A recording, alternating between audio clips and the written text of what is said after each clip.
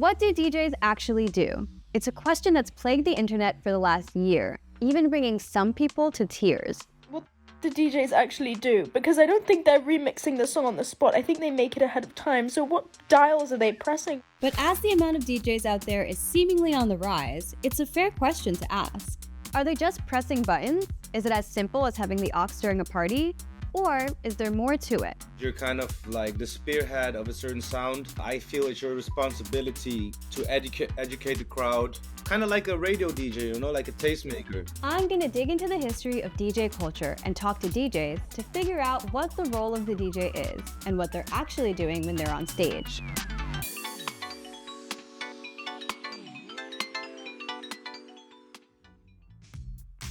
Before we answer the question of what DJs do, let's rewind a bit and first figure out what a DJ is. The term DJ stands for disc jockey, and various sources say it was coined in 1935 by Walter Winchell to describe radio announcer Martin Block. Disc refers to the records that Block played, and jockey refers to someone who controls a machine. Martin Block hosted a radio show called Make Believe Ballroom, where he used records to create the illusion that you were listening to a band play in a ballroom.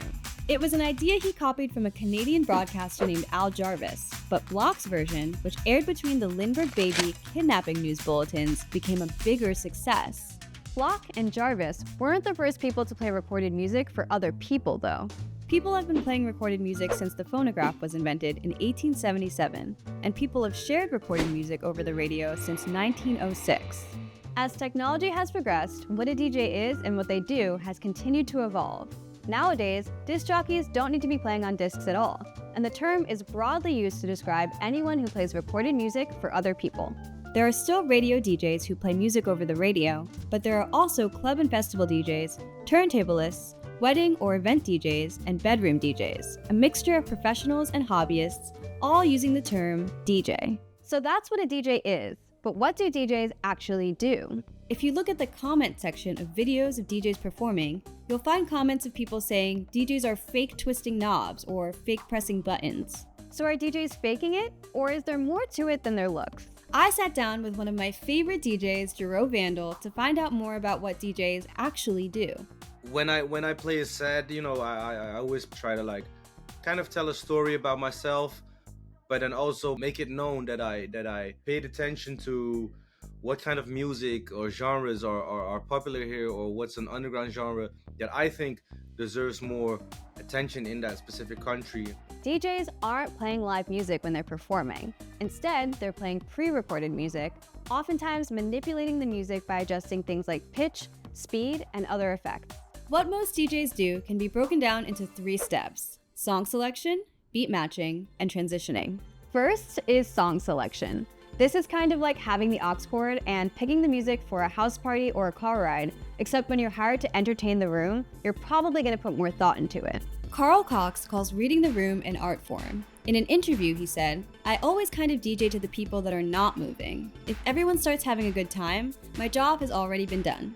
Okay, so part of the job is picking songs to play. But why are they touching so many buttons? And what do those buttons actually do? That's where beat matching comes in, a technique to keep people from leaving the dance floor at the end of each song. Here's our producer Jojo, who is also a DJ, demonstrating how to beat match 2 tracks. When beat matching, DJs use 2 turntables to play 2 different songs at the same speed. Then, they gradually adjust the timing of one record so its beats play in sync with the other. This technique was popularized by a New York City DJ named Francis Grasso during the late 1960s. Grasso used his ears to hear when tracks were perfectly in sync. As technology has evolved with new turntables and digital audio, beat matching can be done with the press of a single infamous button, the sync button. The last part is the transition, where the DJ blends one track into the other, eventually replacing the current song with a new one. If you're creative, there are endless ways to transition one song into another, but there are a few popular transitions that most DJs use. They can transition from one track to another using the crossfader, which slowly brings the volume up of the new song as you move the crossfader toward it, and simultaneously lowers the volume of the old song as you move the crossfader away from it.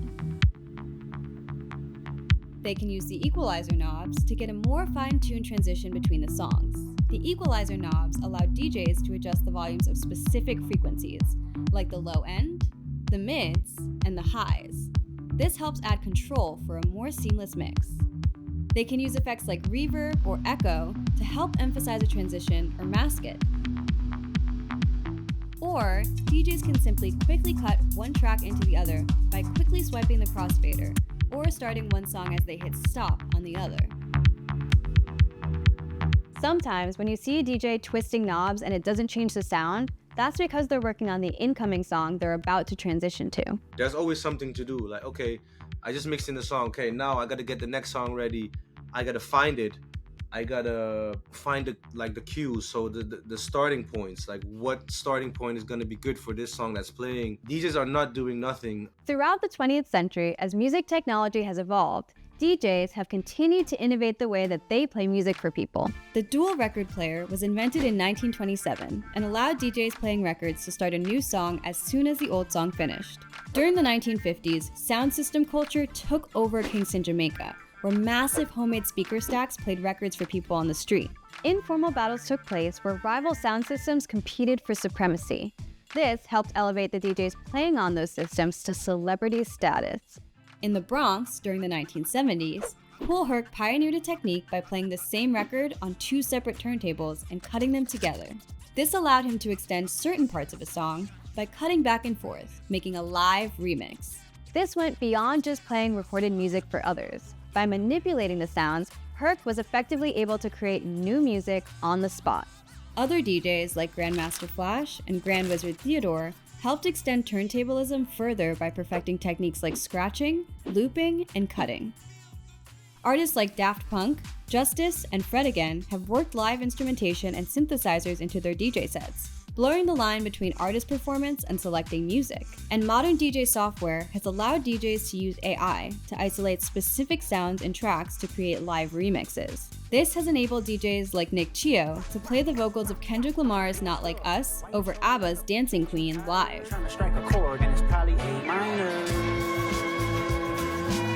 But if the role of the DJ is to play music for people to dance to, then why do people watch the DJ at all? At clubs and festivals around the world, you'll see crowds of people facing the DJ, watching them like they would a band perform at a live concert. But it didn't always used to be this way. Historically, the dance floor was a place for people to dance with others, and sometimes the DJ couldn't even be seen, like at the Hacienda, where the booth was above the club in the balcony. But during the 1990s, DJs started to become superstars, even headlining main stages at music festivals. And when you're playing to a crowd of over 90,000 at Glastonbury, it might seem weird for the crowd to face away from the stage. This discussion around whether or not people should face the DJ has been a hot conversation in the dance world. A viral post from the dance publication Happy Tuesday stated, "Why you should stop facing the DJ booth," and it started a lot of conversations around the topic. They argued that not facing the DJ booth creates better dance floor energy and puts more focus on the music. In an interview with Boiler Room, the iconic house DJ Honey Dijon explained, "When I was growing up, you couldn't see the DJ. The music was the star and not the DJ, and so people actually danced with each other instead of side by side." It's possible that this new trend of facing the DJ has added to the confusion about what DJs actually do. When everyone is facing the DJ, like at a concert, it may add to the expectation that you're watching someone do more than pick the music for you to dance to. Of course, there are times when facing the DJ is warranted, like when a young 15-year-old A-Track won the DMC World DJ Championship in 1997 with his turntablism wizardry.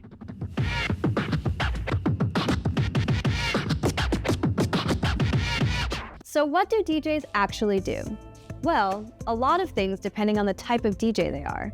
They could be playing the bride and groom's favorite tracks at a wedding, playing a festival main stage with original music, or facing off against their rival in a scratching battle. Before you go, we want your feedback.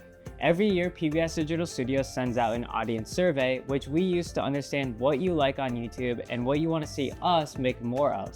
You also get to vote on new show ideas, so it would be great if Soundfield fans were well represented in the polls. There's a link in the description below, and thanks in advance.